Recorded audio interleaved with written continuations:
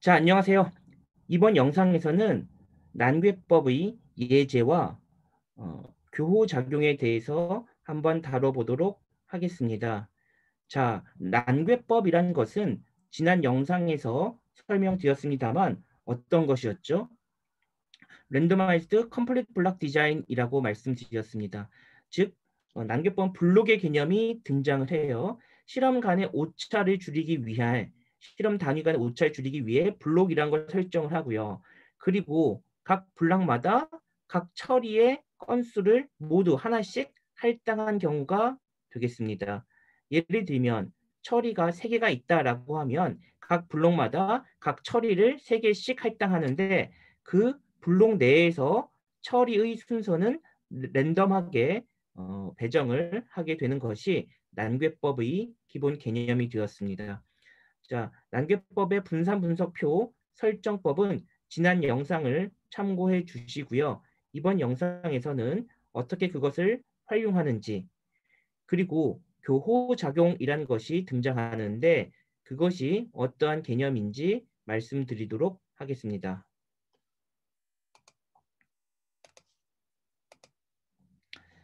자,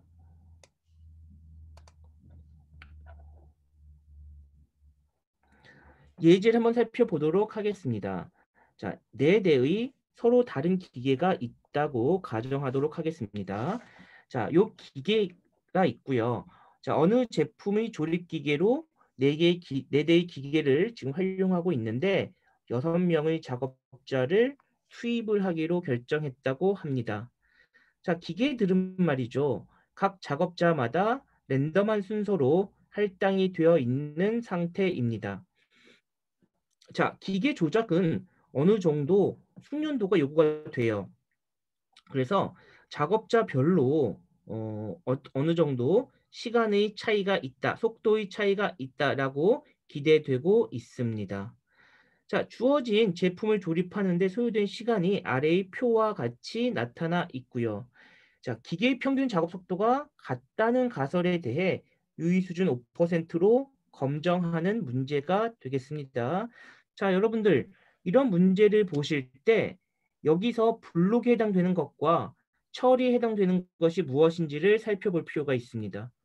만일 작업자도 우리가 분석의 대상이 되고 기계도 분석의 대상이 된다라고 하면 그것은 1원 배치 분산 분석이 아니라 2원 배치 분산 분석법이에요.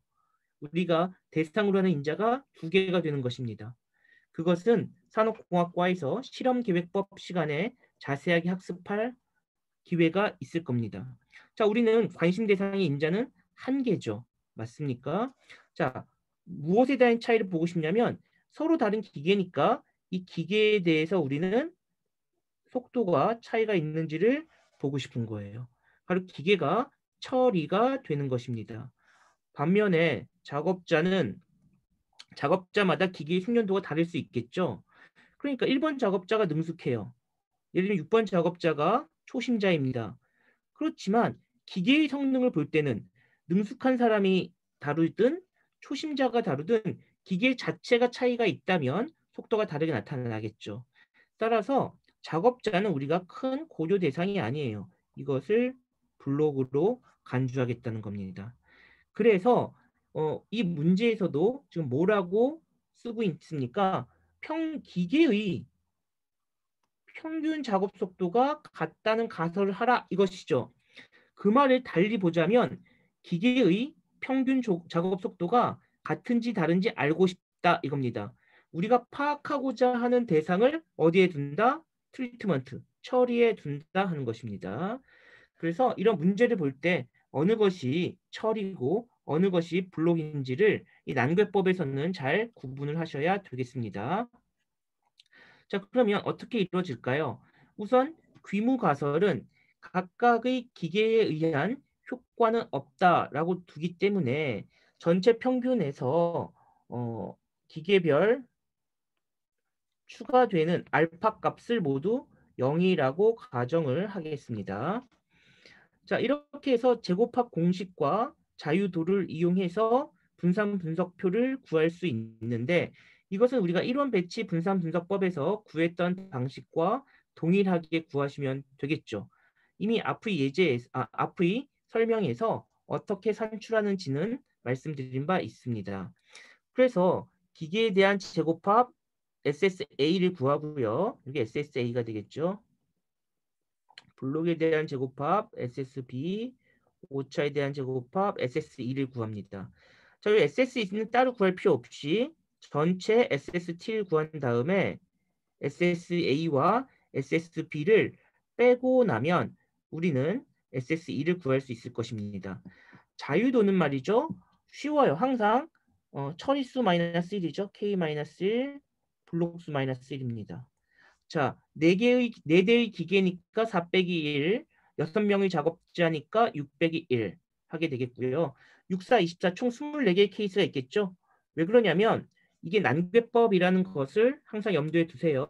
각각의 블락마다 한 개의 처리만 있기 때문에 그리고 그 한 개의 처리가 한 개의 인자들이 모두 나오기 때문에 그것들이 또 빠짐없이 나와 있는 거죠. 총 24개니까요. 이게 24-1 되겠죠. 이게 나머지입니다. 23에서 8을 빼주면 되는 겁니다. 이렇게 연산하는 게 좋아요. 이것까지 다 자유도를 외워서 하시려면 너무 피곤합니다. 이해되시죠? 그러면 이 평균 제곱은 이제 아실 것 같아요. 어떻게 합니까? 3분의 15.93 하면 되고요.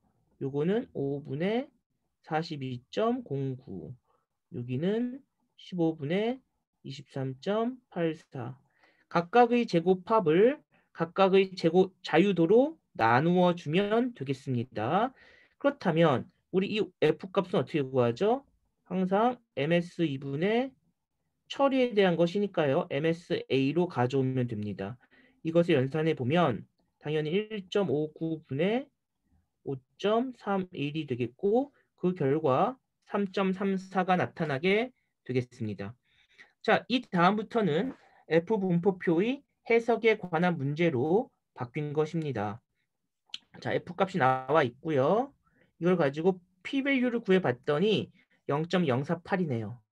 우리 유의 수준 5%에서 보자 그랬지 않습니까? 알파를 0.05에서 본다면 P-밸류가 바로 이 0.05보다 작죠.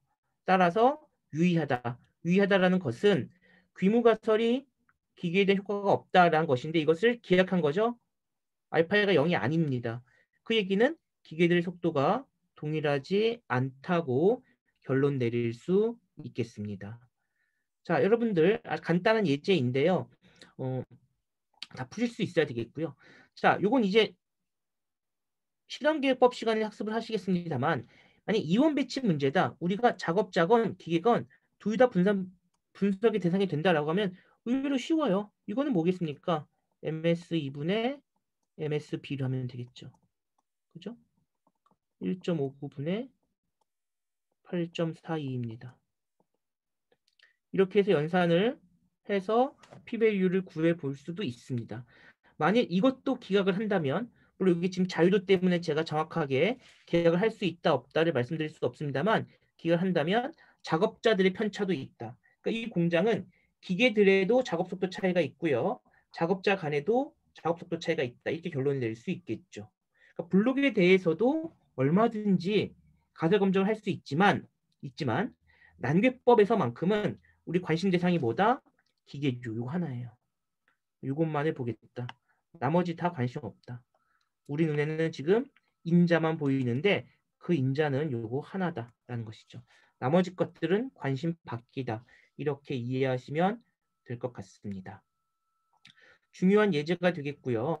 여러분들 이 난괴법 품질 경영 기사 자격증 시험에도 종종 등장하니까요. 잘 이해하시기 바랍니다.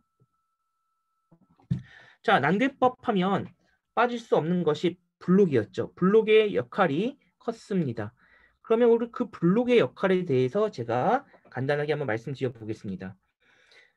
자, 우리가 이미 대응 비교, 페어리티 테스트 할 때 균질한 쌍에 의해서 어떤 그 블록의 효과를 제거하는 경험을 이미 한 바 있습니다. 그 페어리티 테스트는 사실은 처리가 2인, K가 2인 난괴법의 특수한 경우다. 이렇게 볼 수도 있어요. 예. 그리고 처리가 해당된 n개의 균질한 단위가 바로 블록의 역할을 하게 된다는 것이죠. 그러니까 두 집단 간의 비교였지만 세 집단으로 가면 크게 뭐 세 집단이건 두 집단이건 그것들 간에 페어리드하게 되어 있으면 그것이 바로 난개법의 기본 개념인 겁니다.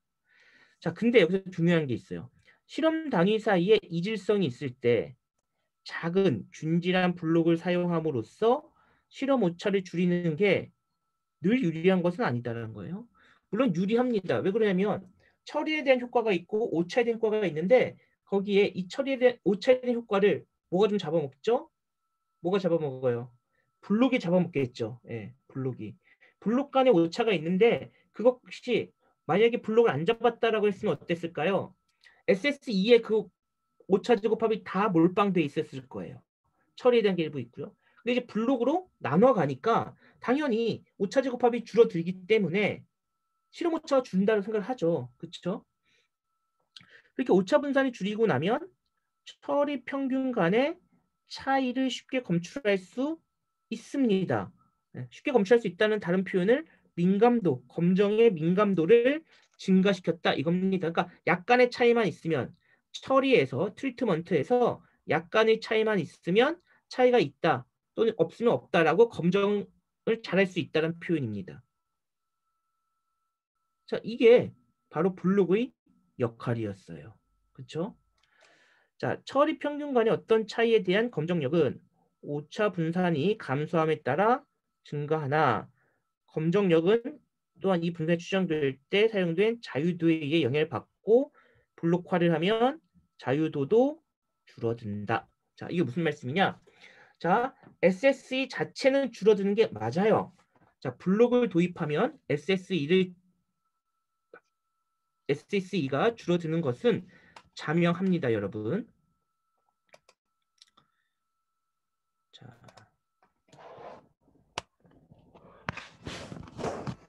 SSE가 줄어드는 건 자명한데 문제는 요것은 줄어드는데 요것은 감소해요. 그렇지만 우리가 MSE로 비교를 하는 거잖아요. 처리에 대한 효과는 맞습니까? MSE는 뭐예요? 자유도 나누기 SSE죠. 근데 자유도가 기존에 블록 도입 전에는 뭐였냐면 K 곱하기 B-1분의 SSE였어요. 뭐 SSE1으로 할게요. 근데 블록을 도입한 후에는 K-1, B-1입니다. 그 다음에 이거예요. SSE2입니다. 물론 SSE가 감소했어요. SSE1이 더 큽니다. 그렇지만 무엇도 달라졌다? 자유도도 달라졌다는 거예요. 나누는 숫자도 달라졌다는 거죠. 그렇기 때문에 항상 MSE가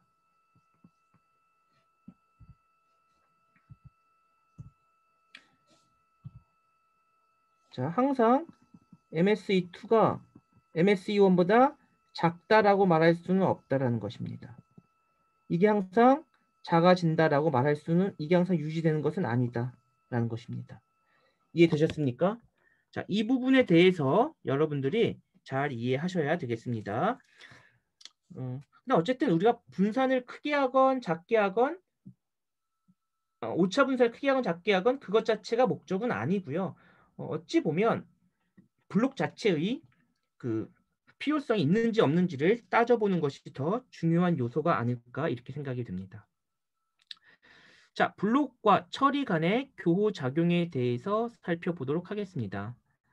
자, 난괴법 모형의 또 다른 묵시적 가정을 하고 있는데, 자, 이게 이제 매우 중요합니다.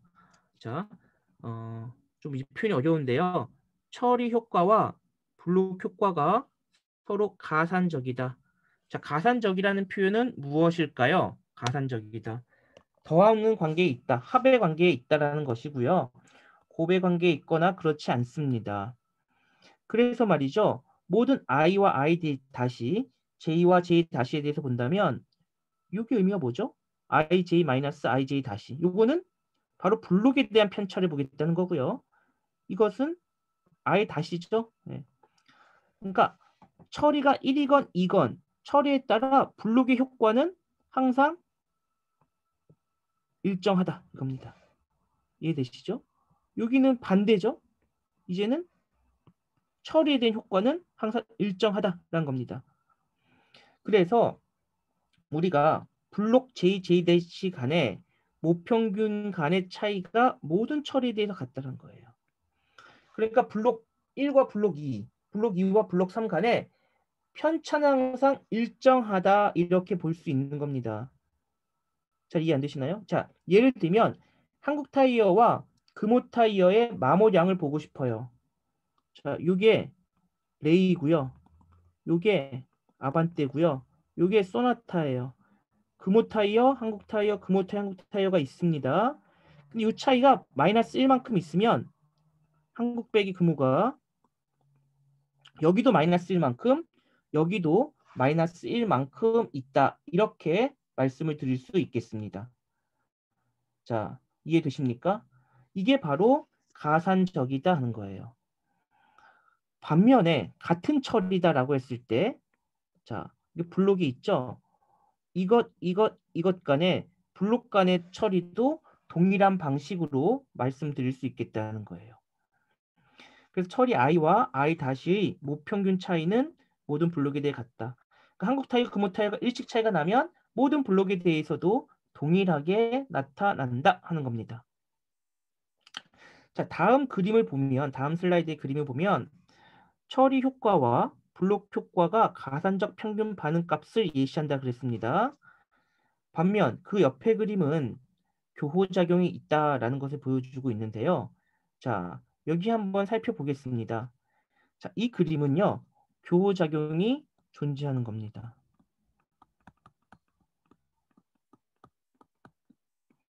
여기는 교호작용이 없습니다. 자, 여기에 보시면 이게 철이잖아요. 교호작용을 한번 볼게요. 같은 블록입니다. 자, 이 블록을 표기하고 있고요. 여기는 평균을 의미하고 있고 여기는 처리를 의미하고 있네요. 자, T1 첫 번째 작업자와 두 번째 작업자, 세 번째 작업자의 시간이라고 한번 볼게요. 작업 속도라고 보겠습니다. 자, 이건 어떻게 해석을 할까요? 같은 블록, 우리 처리 2와 처리 3, 두 번째와 세 번째 작업자 간에 블록 2를 비교한다면 이만큼의 차이가 나요. 이게 만약에 0.5다. 그러면 여기도 보면 말이죠. 0.5 차이가 나는 겁니다. 그러니까 첫 번째 블록에서도 두 번째와 세 번째는 0.5만큼, 두 번째 블록에서도 0.5만큼 차이가 나는 거죠. 작업자 1과 2의 차이를 보면 요 델타 T A와 요 델타 T B가 같다라는 거죠. 같다. 이해되십니까? 그렇지만 우측에 본다면 그래프를 본다면 여기에는 교호작용이 존재하는 것을 알 수 있습니다. 자, 이건 뭘까요? 분명히 자, 같은 블록 1에서는 작업자 2가 작업자 3보다 더 빨라요. 그렇죠? 그런데 블록 2에서 보면 어떻게 됐죠? 작업자 3이 더 빠릅니다. 그죠? 이러한 것이 바로 교호작용이 존재한다. 이렇게 말씀드릴 수 있는 거예요. 그래서 좌측의 그래프와 같이 이렇게 각 처리와 블록 간의 선형성이 유지가 되고 있으면 교호작용이 없다라고 말씀드릴 수 있겠고요. 우측과 같이 선형성이 깨지고 있다라고 하면 그것은 교호작용이 존재한다. 이렇게 말씀을 드릴 수 있겠습니다. 자, 이렇게 명백한 교호작용은 뭐, 교호작용 때문에 있을 수도 있고요. 아니면 실험 오차에 의해서도 이런 식의 그래프가 나타날 수 있다고 합니다. 그렇지만 우리는 실험 오차에 의한 것은 아니고 우선 교호작용이 있다. 이렇게 가정하는 것이 조금 더 합당할 것 같습니다.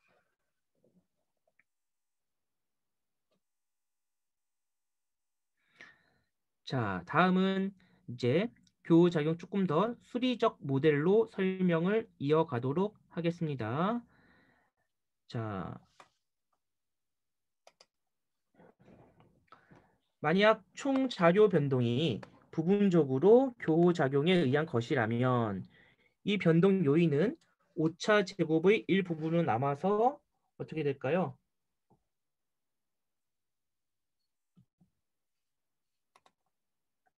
오차 제곱합을 과대 추정하게 되는 것입니다. 그러니까 우리가 실험 오차, 순수 실험 오차만 있는 것이 아니라 교호작용이 있다면 우리가 평균 오차 제곱을 과대 추정을 하게 된다라는 것이죠.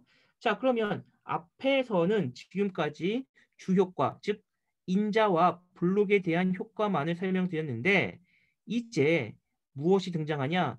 인자와 교호작용의 곱이 등장하게 되는 것입니다.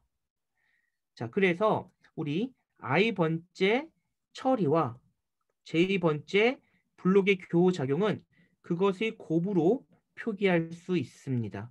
알파 베타의 ij로 묘사할 수 있고요. 그렇다면 이 교호작용이 무엇에 영향을 미쳤습니까? 평균에 영향을 미쳤죠. 그러니까 아까 전체 평균에서 처리에 의한 효과, 블록에 의한 효과, 다음에 뭐가 들어가야 됩니까? 교호작용에 의한 효과가 들어가야 되겠죠. 자, 이것을 설명한다면 다시 이제 가설검정, 분산 분석의 가설검정 때 추가되는 항목이 생기는 겁니다.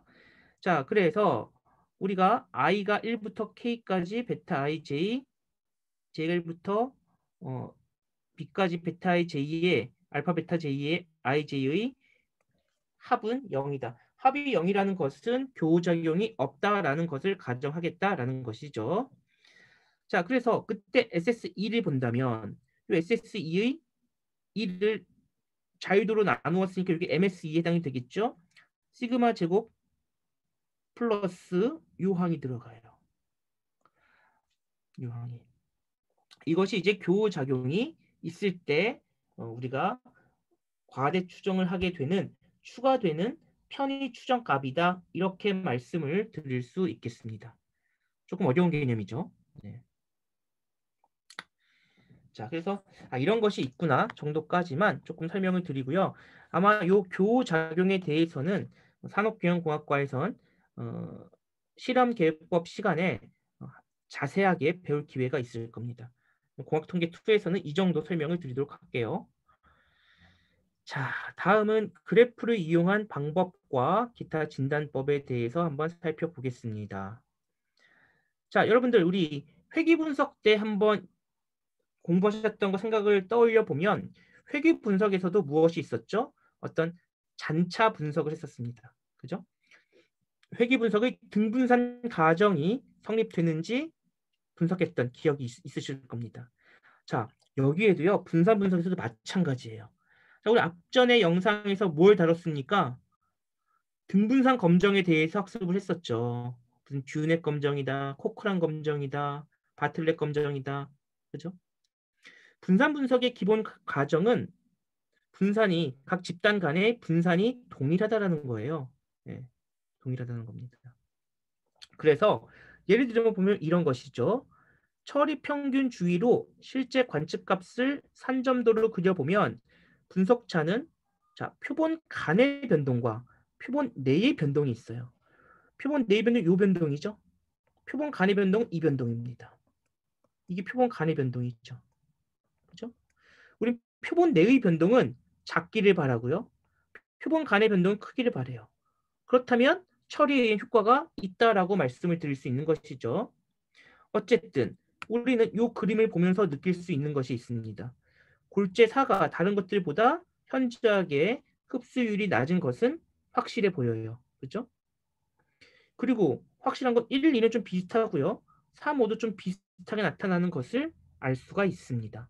이건 우리가 그냥 그래프에서 알 수 있는 뭐 하나의 그냥 시각적 효과가 되는 것이죠. 자, 근데 회귀 분석처럼 이 분산 분석에도 이 잔차의 가정을 위배하는지를 검출해 볼 필요가 있습니다. 자, 우리 잔차라는 건 결국은 이거죠. 이런 배치 문제에서 IJ의 관측값이 있고 평균에서 떨어진 것이 결국은 마치 잔차 오차 같이 볼 수 있지 않겠습니까? 그렇죠? 그렇다면 뮤 i의 추정값 자체가 요건 사실은 파라미터잖아요. 요건 확률 변수에 갖는 하나의 값이죠. 추정값이죠. 그죠? 요게 모수잖아요. 그럼 뮤 i 햇이 yi 바 이렇게 되겠죠. 대문자. 그것이 갖는 값이 소문자 yi 바가 되겠습니다. 그렇다면 이것을 그대로 쓴다면 어떻게 될까요? i의 j 번째 잔차는 결국은 실제값 빼기 예측값이죠. 즉 여기도 이것이 모수니까 이 ij가 yij 마이너스 yi 점 바 이렇게 표기할 수 있다 하는 겁니다. 그렇다면 이렇게 각각의 값에서 우리가 평균을 뺀 거예요. 이 평균이 있으면 이 평균들을 빼본 겁니다.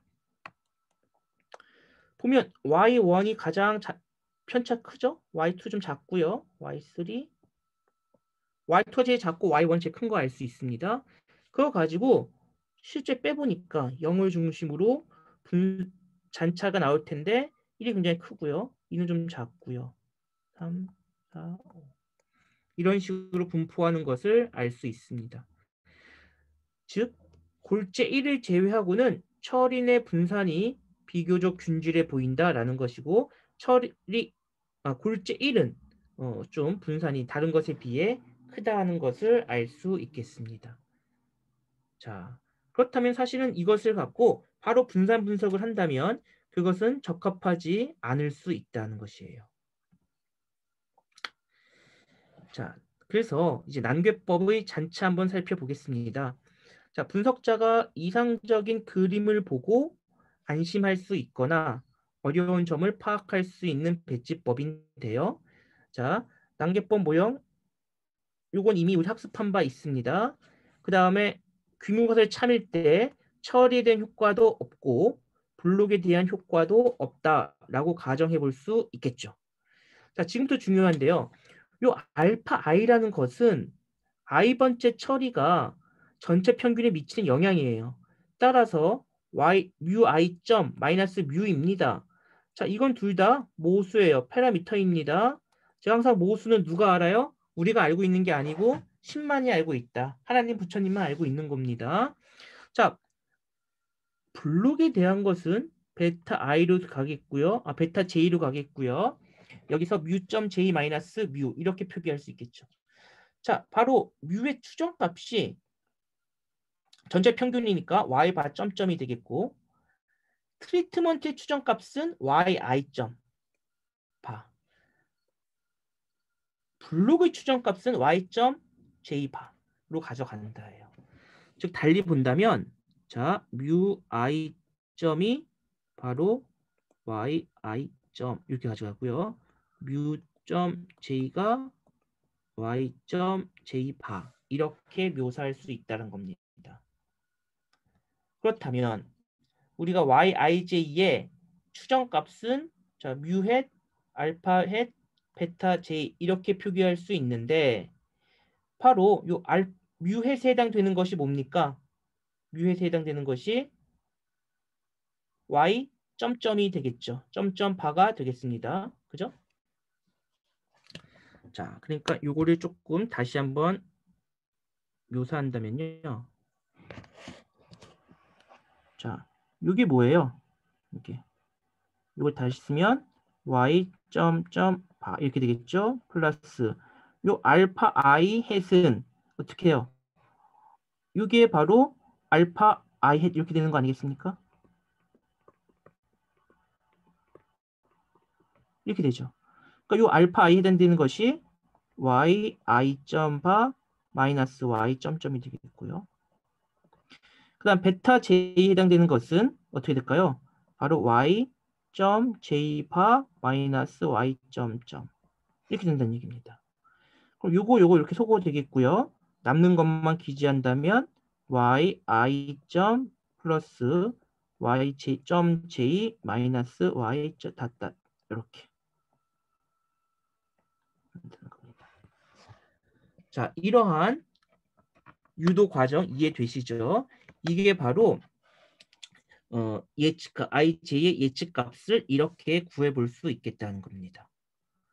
그럼 잔차는 뭘까요? 잔차는 이미 회귀 분석 때 배웠습니다.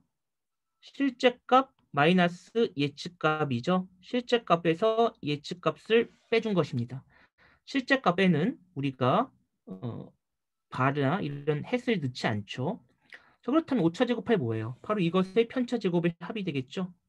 그래서 yj 마이너스 yi 바점 마이너스 y점 j 플러스 y점 바의 제곱이 되겠습니다.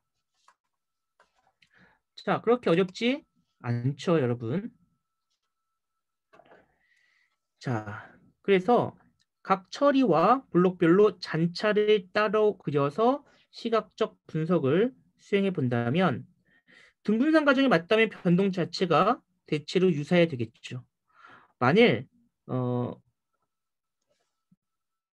우리가 이 등분산성뿐 아니라 또 하나 고려해야 될 것은 바로 가산성에 대한 검정인데 달리 말한다면 교우작용에 대한 검정입니다. 교우작용이 없다라고 하면 여기서 랜덤한 양상이 나타나고 분산도 대체로 같아야 되겠습니다만 랜덤하지 않고 한쪽이 크고 한쪽이 작다라고 하면 분산이 그렇다면 그것들은 조금 교우작용을 의심할 필요가 있다 하는 것을 낭계법의 잔치를 통해서 파악할 수 있겠고요. 이것이 우리 교재에 나타난 예제의 잔차 그림이 되겠습니다. 이건 기계에 대한 잔차, 작업자, 그럼 적합값 되겠죠. 이게 y 햇과 ei입니다. 그렇죠? y 햇 ij. 간에 보시면 이 두 점을 빼고 말이죠. 0을 중심으로 대체적으로 고르게 분포하고 있다는 걸 알 수 있습니다. 작업자 같은 경우에는 여기 조금 뒤에 있고요. 여기 이렇게 있고 여기는 좀 하고 여기 조금 양으로 가고 있고요. 그렇죠? 기계는 1이 크고 2, 3, 4. 4인데 이렇게 좀 예외적인 놈들이 하나씩 튀어나오고 있네요. 자, 그래서 이 그림을 보면 이 기계 그림도 오차 분산이 완전히 같진 않을 거다라는 대략적인 감을 얻을 수 있겠고요. 마찬가지 작업자도 그렇다는 것입니다. 하지만 전체적인 잔차에 본다면 플러스 왕창 있고 마이너스 왕창 있고 하지 않고 플러스 마이너스가 비교적 고르게 퍼져 있다는 걸 알 수 있죠. 그러니까 비교적 잔차가 랜덤하게 표기되어 있다. 만약 이 잔차, 이 오른쪽 그림이 랜덤하게 표기되어 있지 않고 한쪽에 있다는 건 어떤 의미일까요? 플러스 쪽이 잔뜩 찍히고 이쪽에 잔뜩 찍히고 이런 형태다라고 한다면 또는 뭐 이것이 이쪽에 잔뜩 찍히고 이렇게 찍힌다라고 한다면 이러한 것들은 바로 교후작용을 고려해 봐야겠다 하는 것을 말씀드릴 수 있겠습니다. 자, 그래서 이번 영상에서는요. 제가 난괴법 이해제 한번 풀어보면서 그래프로 이것을 어떻게 해석하는지 여러분들과 한번 말씀 나눠봤습니다. 자, 그러면 공부 열심히 하시고요. 다음 영상에서 다시 또 찾아뵙겠습니다. 감사합니다.